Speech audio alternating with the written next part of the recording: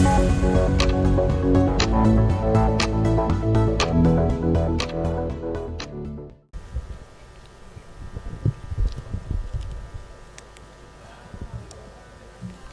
जी, आपने पानीपत में कहा था मंच से, किसमें?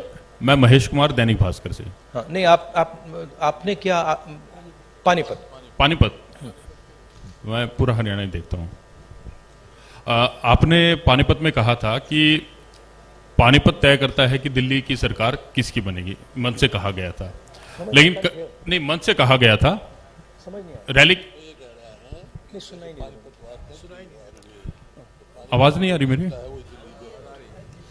ओके, भाई थोड़ा माइक को एडजस्ट कर लीजिए। Just put the mic. आप बोलिए प्लीज। आपने पानीपत में कहा, पानीपत में मंच से कहा गया था कि पानीपत तय करता है कि दिल्ली में सरकार किसकी होगी। मैंने कहा पानीपत में मंच से कहा गया था, और करनाल में यह कहा गया कि यह यात्रा वोटों के लिए नहीं है। तो इसमें एक कहीं ना कहीं कंफ्यूजन है कि ये एक जन आंदोलन है या राजनीतिक यात्रा है, क्योंकि पॉलिटिशियन जिस भी थॉट के साथ कोई भी एक एक्टिविटी करता है, फुल टाइम पॉलिटिशियन, उसका थॉट तभी लागू होगा जब उसके पास सरकार होगी। तो एक चीज तो मैं ये जानना चाह रहा हूं कि इस यात्रा को हम जन आंदोलन और राजनीतिक यात्रा के बीच में कहां स्टैंड करा, देखें कहां पे है ये। और इसके साथ ही ये चीज है कि एक माइलस्टोन है, ये यात्रा आपकी लाइफ टाइम का है, तो 30 जनवरी के बाद इस माइलस्टोन का टेक अवे पार्टी और आपके पास क्या होगा?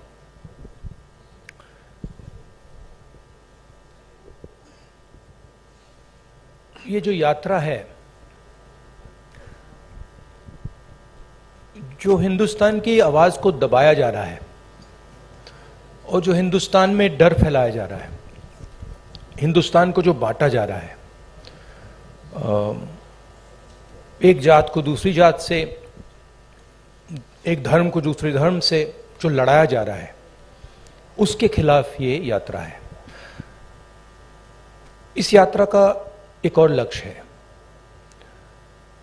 और वो मेरा पर्सनल लक्ष्य है, और जो हमारे साथ लोग चल रहे हैं वो उनका भी लक्ष्य है। वो है कि हम इस यात्रा को तपस्या जैसे देख रहे हैं।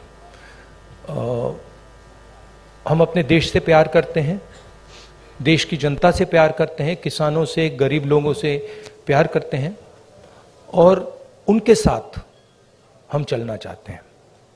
तो यात्रा का लक्ष्य पर्सनल है।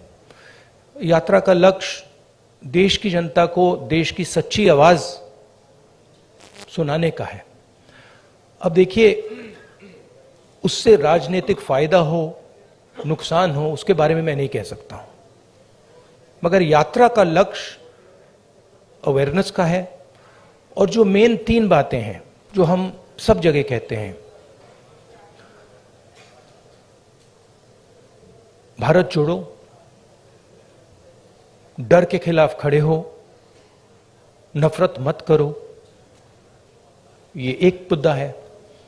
दूसरा मुद्दा, जो हिंदुस्तान में इकोनॉमिक इनइक्वालिटी हो रही है, जो सारा का सारा धन मीडिया, दूसरे इंस्टीट्यूशंस, 2, 3, 4 लोगों के हाथ में है, इसके खिलाफ। और उसके जो नतीजे हैं, भयंकर जो अनएम्प्लॉयमेंट हो रहा है, तेजी से जो महंगाई बढ़ रही है, उसके खिलाफ ये यात्रा है। और लोगों को ये मालूम है कि भाई हिंदुस्तान में बेरोजगारी बढ़ रही है, तो उसका कारण है कि पूरा का पूरा धन 3, 4, 5 लोगों के हाथ में है। सबको मालूम है। लोगों को यह भी मालूम है कि वो जो धन का कॉन्सेंट्रेशन हो रहा है, पूरा का पूरा पूरी आर्थिक शक्ति जो 3, 4 लोगों के हाथ में जा रही है, उसका नतीजा बेरोजगारी है, उसका नतीजा महंगाई है। लोगों को कनेक्शन मालूम है। तो हम ये बात रखना चाहते हैं, और बहुत सक्सेसफुली ये बात यात्रा ने रखी है। इसलिए मैं आपसे कह रहा हूं कि जहां भी हम जा रहे हैं, यात्रा इंप्रूव हो रही है। तो अब ये हमारा लक्ष्य था। दैनिक जागरण से अश्विनी शर्मा, नहीं बताता हूं। देखिए,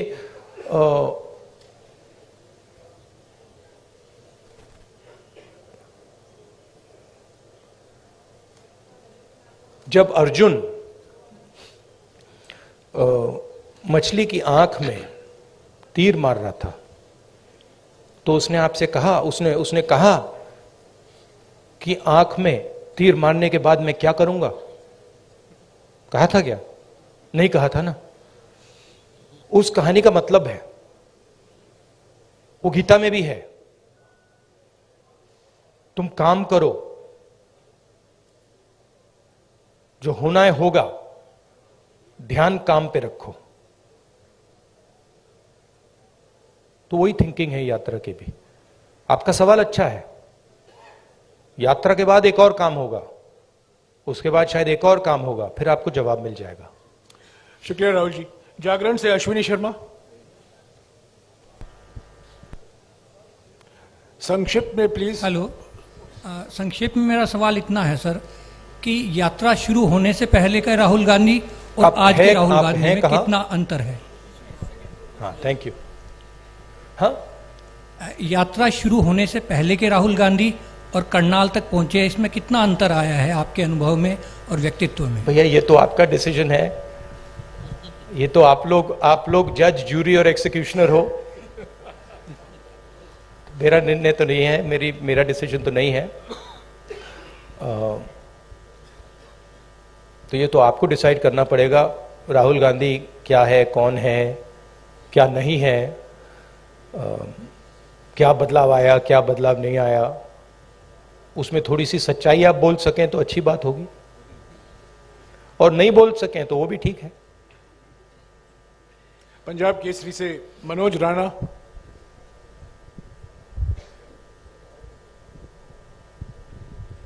सर नमस्कार।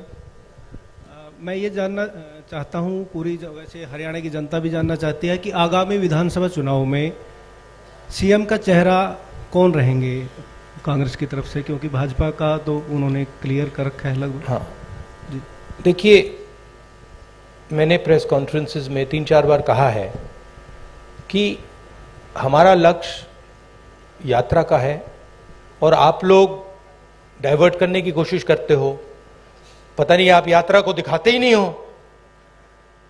आपको कहा गया है कि भाई यात्रा को दिखाओ मत। सोशल मीडिया में मतलब बवाल मचा हुआ है, तूफान आया हुआ है, मगर नेशनल मीडिया में कुछ नहीं दिखाया जाता। और फिर आप प्रेस कॉन्फ्रेंस में आते हो, कहते हो भैया चलो एक डिस्ट्रैक्शन मारते हैं, सीएम कौन होगा, पीएम कौन होगा। अगला सवाल आएगा पीएम कौन होगा, देख लेना आएगा, पक्का आएगा कि डिस्ट्रैक्ट करना है भैया, सीएम कौन होगा, पीएम कौन होगा। फिर उसके बाद आएगा सवाल ऑपोजिशन यूनिटी नहीं है, वो भी आएगा। तो आप करिए जो आपको करना है, मुझे भी करना है काम। Thank you. अमर उजाला से सेवा सिंह। अब भैया पीएम वाला पूछिए, वो 3 है आपके, वो हर प्रेस कॉन्फ्रेंस में आते हैं, सीएम कौन, पीएम कौन। अमर उजाला से सेवा सिंह। राहुल जी नमस्कार। कहाँ है? हाँ हाँ जी, सॉरी। शेर यात्रा चल रही है, बहुत चर्चाएं हो रही है, लेकिन कांग्रेस के संगठन की भी उतनी चर्चा हो रही है कि मतलब आगे चुनाव की तैयारियों को देख रहे हैं लोग यात्रा के जोड़ के, तो संगठन की भी इतनी ही चर्चा हो रही है कि संगठन नहीं मतलब बन पा रहा, संगठन नहीं बन पा रहा। जी सर। तो ये कब तक पॉसिबल होगा? कार्यकर्ता भी इंतजार में रहते हैं सर, मेहनत करने वाले। देखिए सबसे पहले ये कहना कि संगठन नहीं है, ये तो बिल्कुल गलत है। संगठन तो मतलब सड़कों पे आपको दिख रहा है, सब जगह दिख रहा है। खारगे जी प्रेसिडेंट हैं, मैं कांग्रेस पार्टी का प्रेसिडेंट नहीं हूं, तो यह सवाल आपको खारगे जी से पूछना पड़ेगा कि एग्जैक्टली हरियाणा का संगठन में इंप्रूवमेंट कैसे लाई जाएगी। मैं हरियाणा के 3 डिजिटल न्यूज चैनल से सवाल पूछवाऊंगा। लोकवाणी से मनदीप पूनिया। हाँ जी, माइक दीजिएगा इनको जल्दी।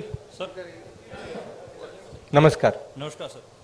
सर मैं आपसे ये सवाल पूछना चाहता हूं कि आप लगातार कह रहे हैं कि डर का माहौल है, नफरत फैल रही है, डर का माहौल है। आपकी सरकार छत्तीसगढ़ में है, वहां पर सोनी सोरी जो कि इंटरनेशनल ह्यूमन राइट एक्टिविस्ट मानी जाती हैं, उनके घर की बिजली काट दी गई है, वो अंधेरे में रह रही हैं। अभी कुछ दिन पहले वहां पर एक 19 साल के आदिवासी लड़के का छत्तीसगढ़ पुलिस एनकाउंटर करती है। तो डर का माहौल भी आपको दिख रहा है? और क्योंकि इस यात्रा से आप कह रहे हैं कि सिविल सोसाइटी, पत्रकार, वकील, जो भी सेक्शन डरा हुआ है, उसके आप दिल की, उसकी मन की उसको डर को आप कम करना चाहते हैं। तो सोनी सोरी जो कि इंटरनेशनल एक्टिविस्ट हैं, वो डर में वहां अंधेरे में बैठी हुई हैं, तो वहां आपकी सरकार है। बाकी अगर आपकी सरकार सेंटर में आ गई तो फिर वही जो छत्तीसगढ़ में रहा, क्या वही होगा?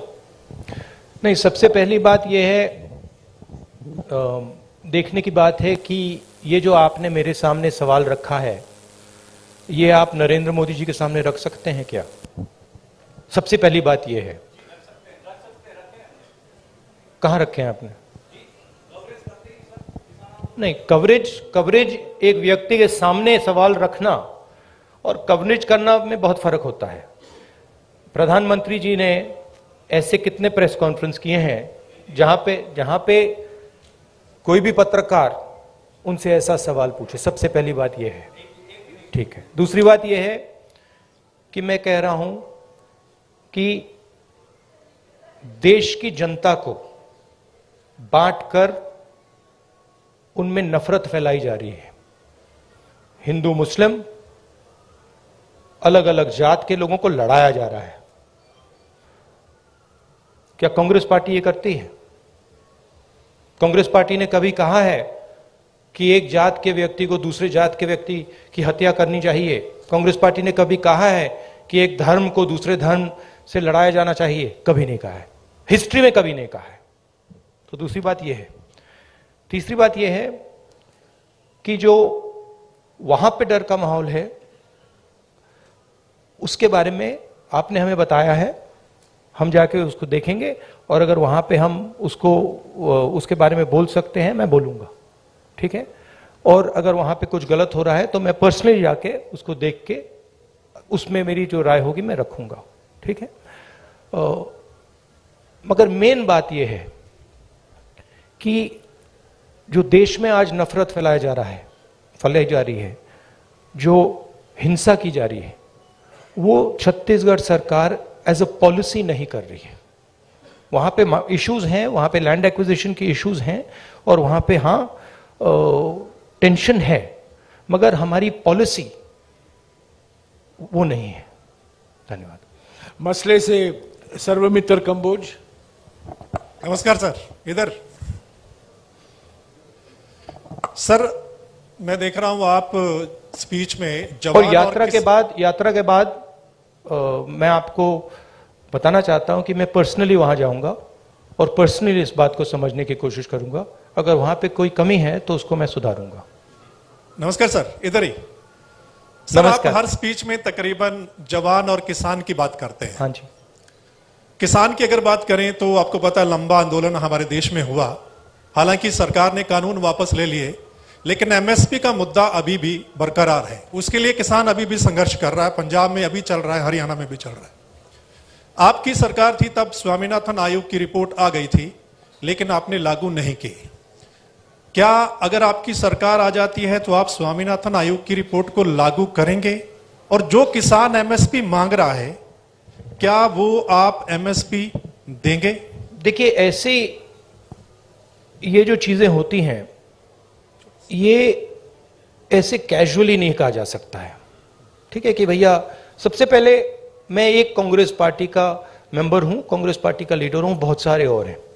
तो अगर हम इस बात को सीरियसली कहना चाहते हैं तो ये डिस्कशन हम अपनी मैनिफेस्टो कमिटीज में करते हैं और उसको सीरियसली असेस करते हैं जी। उसके फाइनेंशियल इंप्लीकेशंस असेस करते हैं, उसके दूसरे इंप्लीकेशंस असेस करते हैं और फिर उस पर निर्णय लेते हैं जी। मैं यहां कह सकता हूं हां करेंगे ना करेंगे, उसका कोई मतलब नहीं है।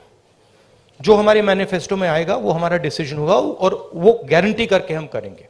जैसे हमने न्याय योजना के बारे में कहा था, हमने अलग अलग स्टेट्स में कर्जा माफी की बात की थी। जब हमारे मैनिफेस्टो में आ जाता है वो होगा ही होगा, ठीक है। तो पहली बात यह है।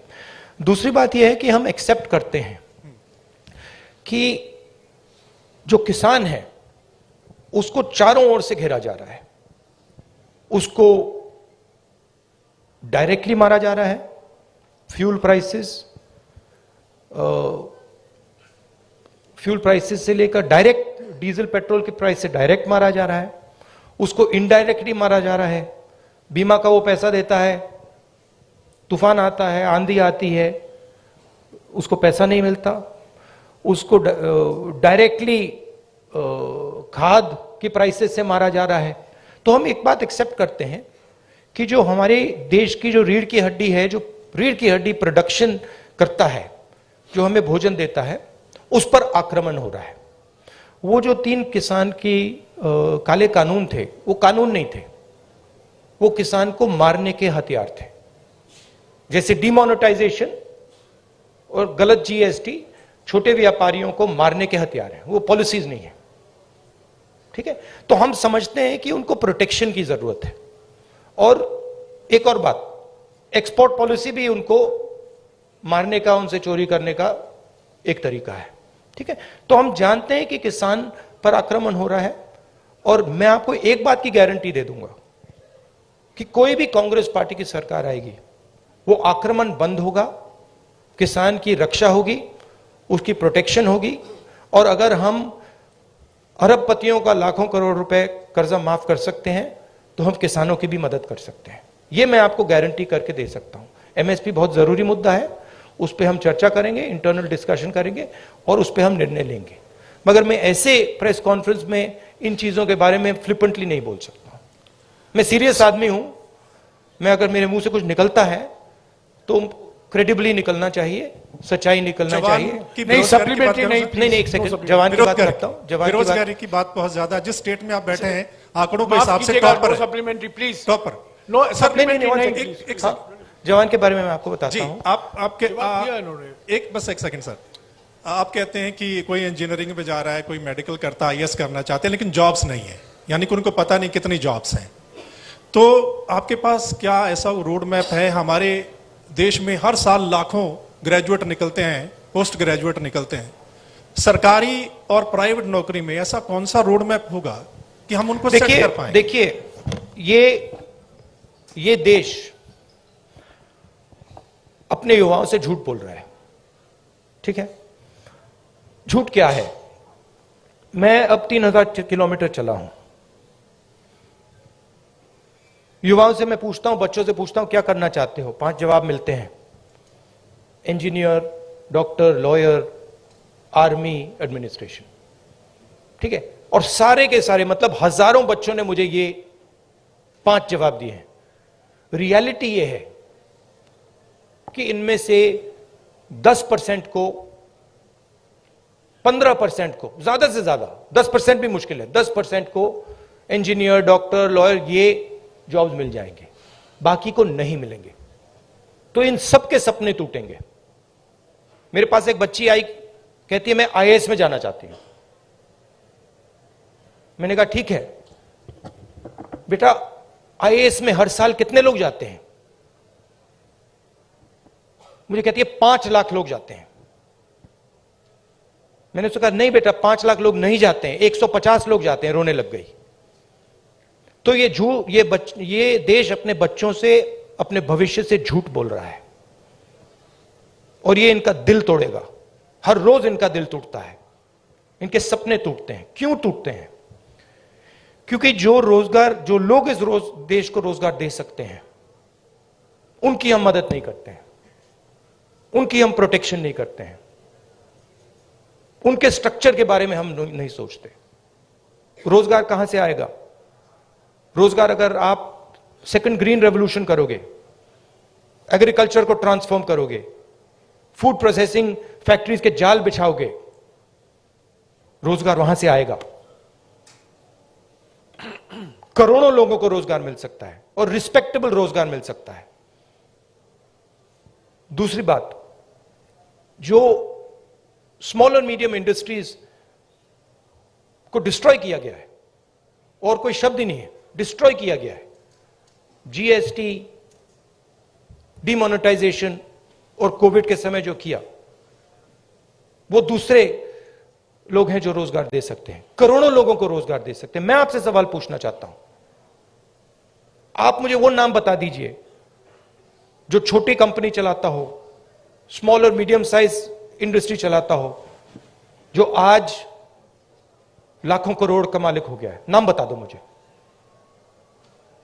आप ये होंडा गाड़ी चलाते हैं, इसका मालिक मैकेनिक था।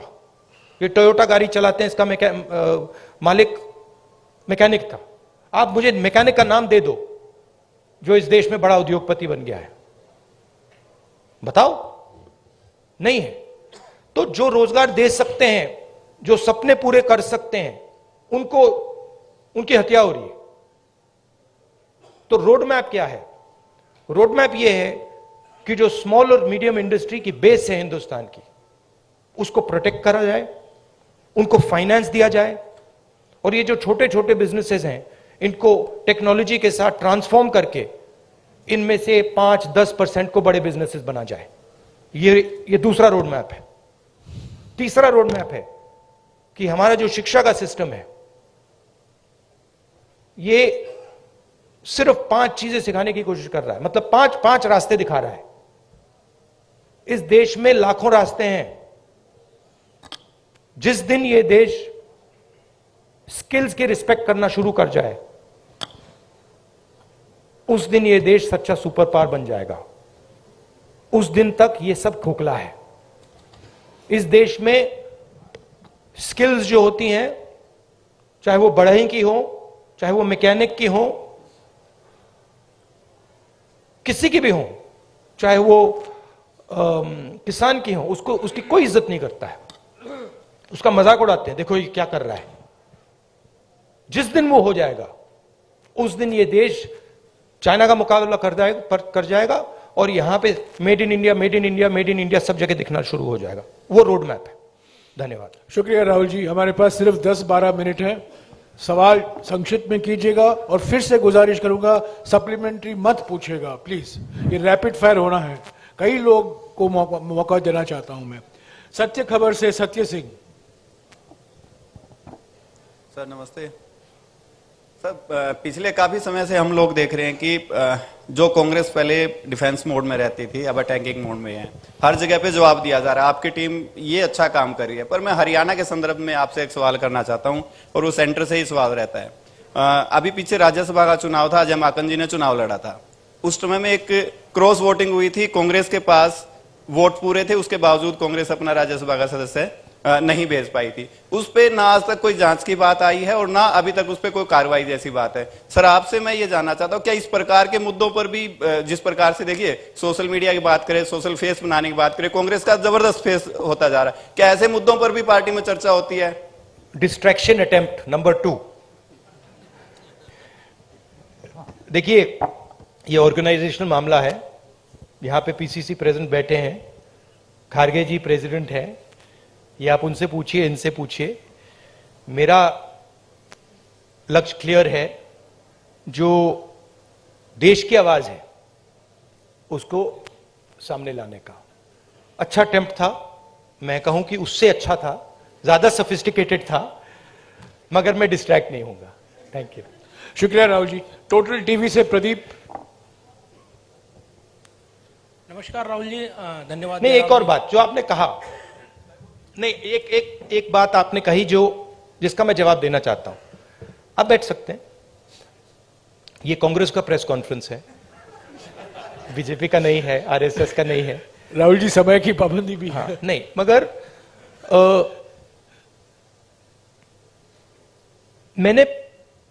मैंने पहले कहा किसी प्रेस कॉन्फ्रेंस में, और आपने मुझे पूछा कि राहुल गांधी में कोई बदलाव आया। एक बात मुझे बहुत गहराई से समझ आ गई है कि ये जो लड़ाई है ये एक्चुअली राजनीतिक लड़ाई नहीं है। सुपरफिशियली ये राजनीतिक लड़ाई है। जब हम बीएसपी से लड़ते हैं या टीआरएस से हमारा चुनाव होता है तो वो राजनीतिक लड़ाई होती है। मगर अब देश में एक चेंज आ गया है। जब से आरएसएस ने इस देश की जो इंस्टीट्यूशंस हैं उनको पकड़ा है, उस दिन से ये लड़ाई राजनीतिक नहीं रही। ये अब दूसरी लड़ाई हो गई है। उसको आप विचारधारा की लड़ाई कह दीजिए, उसको आप धर्म की लड़ाई कह दीजिए, उसको आप कोई भी फ्रेमवर्क दे सकते हैं, मगर वो राजनीतिक लड़ाई नहीं है।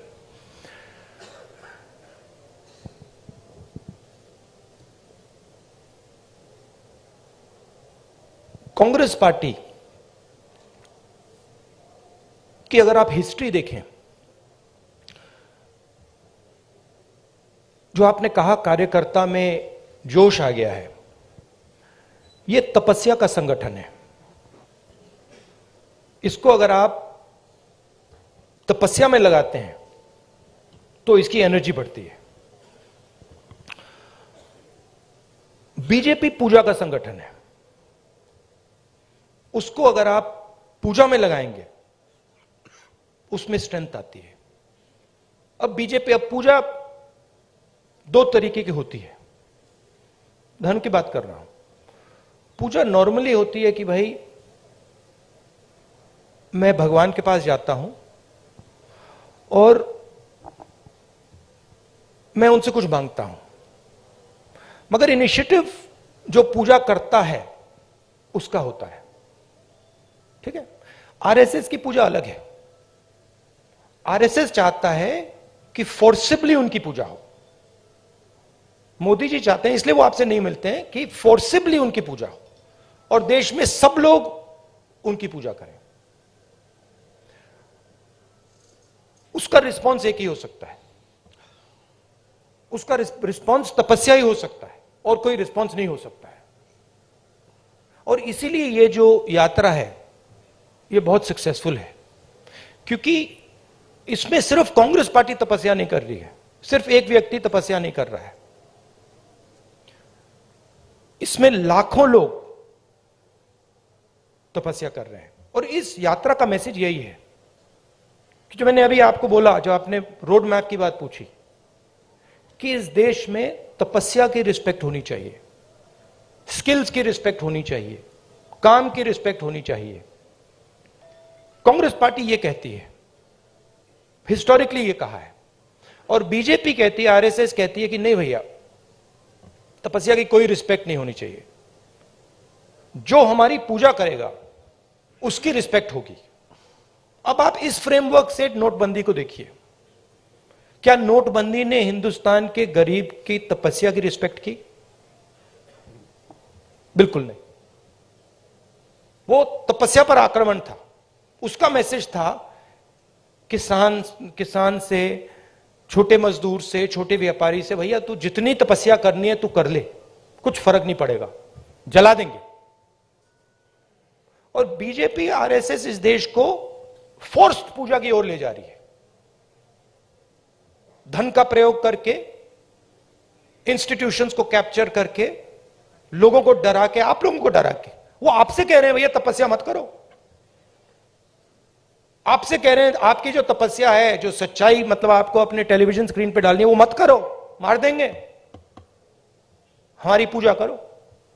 इसीलिए प्रधानमंत्री जी आपके सामने नहीं आ सकते, क्योंकि उसमें आपकी तपस्या की झलक दिख जाएगी, कहीं ना कहीं से कोई सवाल पूछ जाएगा।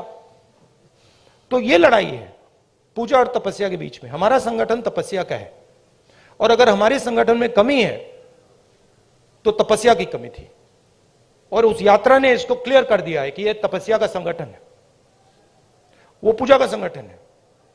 उनका वो काम है, हमारा ये काम है।